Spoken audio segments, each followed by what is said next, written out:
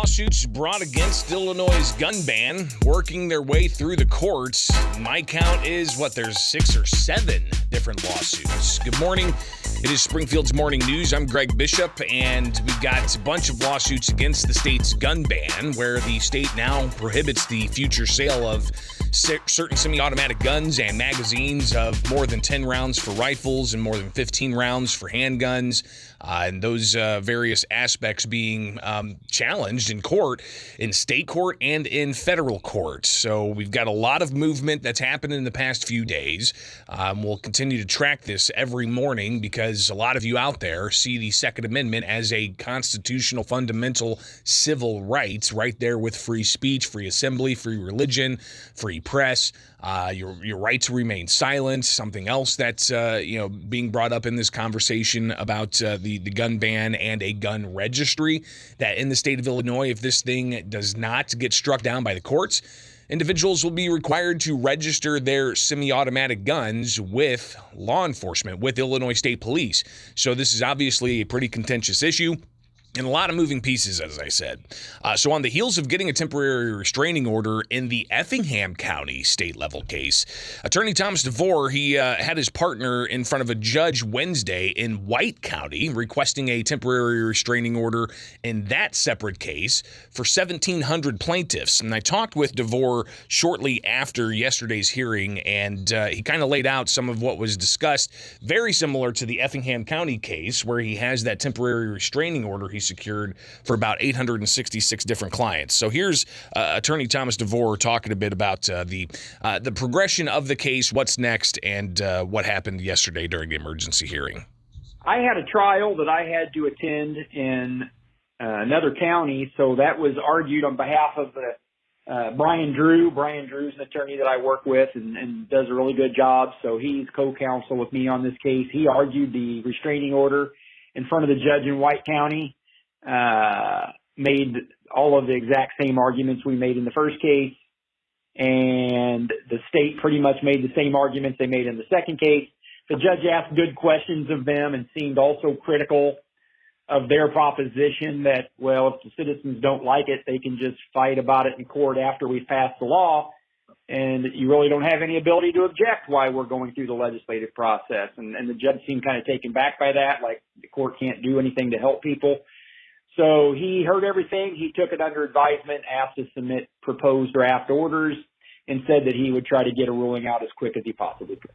So again, took it under advisement to get out a ruling as quick as he possibly could. That's what DeVore said the judge put out. And if you look at the docket entry for that White County case, it does indeed show that it's been taken under advisement. And again, they're requesting a temporary restraining order.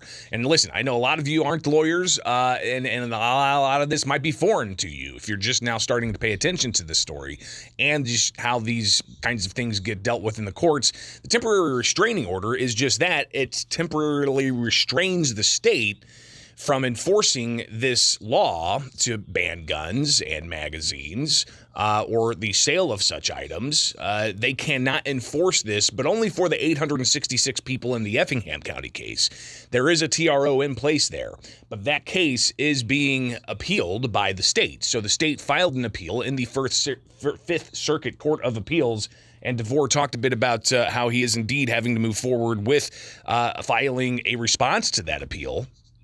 The timeline on that is my appeal is due tonight by close of business. I'm working on it as we speak. This was last night. And then based upon the timeline of a restraining order appeal to the appellate court, I would suspect sometime a week from now, another 7 days, next Wednesday maybe, the court would render its decision and choose to uphold the judge's restraining order or find a way to send it back for some reason, one or another.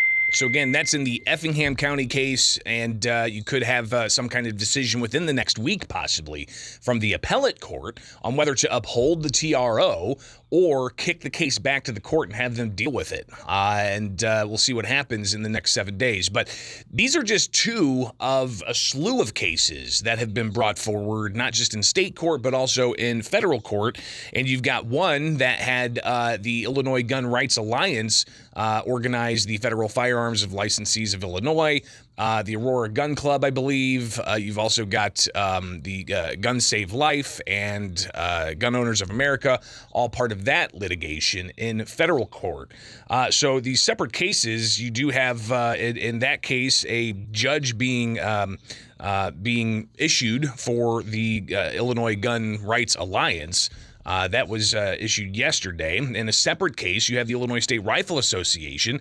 They had a motion for a preliminary injunction filed Wednesday. And that essentially is saying, hey, we want an injunction issued right away to block the state from enforcing this. And we'll actually talk with the Illinois State Rifle Association's Richard Pearson coming up here in just a bit. But I did chat with Todd Vandermeide. He's a former lobbyist for the NRA. He's also formerly of the Illinois Federal Firearms Licensees of Illinois. He's an all-around gun law expert, testifies in front of lawmakers on the regular. But he talked about how this obviously is, a lot of different cases. They're all working together to block the law. They have a common purpose.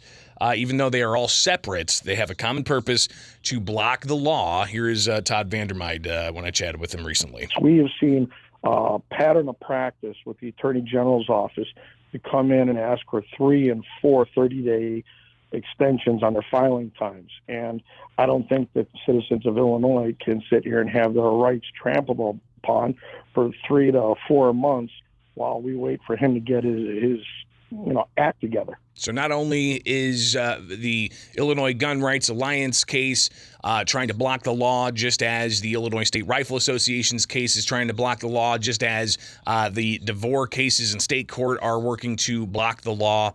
Vandermeide saying that they're also going to push aggressively against any kind of delay in having the state respond. So there's a lot of moving pieces here again. And there's even a third federal case that was filed by the National Shooting Sports Foundation. A judge in that case was assigned on Wednesday. So look at it on the board. State level cases are advancing. You've got a TRO in one of them. Emergency hearing yesterday, possible TRO coming in soon. Who knows if it's going to be by the end of the week or not. Then you have federal cases that are moving. You've got 3, one from the Illinois State Rifle Association with a preliminary injunction filed yesterday. Another one from Illinois Gun Rights Alliance that had a judge chosen yesterday. And then also yesterday you have this case from the National Shooting Sports Foundation that as well had a judge assigned. That one, a lot of people are reporting the National Rifle Association is behind that one. I think they just kind of signed on as support. They're not listed as a plaintiff in that particular case, but that seems to be the indication that it's the National Shooting Sports Foundation. So if you do have the ability to search for federal cases, you could just search for that particular case. But I'm going to be tracking all of this. Of course, you can stay close to me with Bishop on Air. Twitter, Facebook, YouTube, probably the best place to get the latest is on Twitter. But of course, with YouTube, we stream each and every morning from 6 to 9 here on WMAY.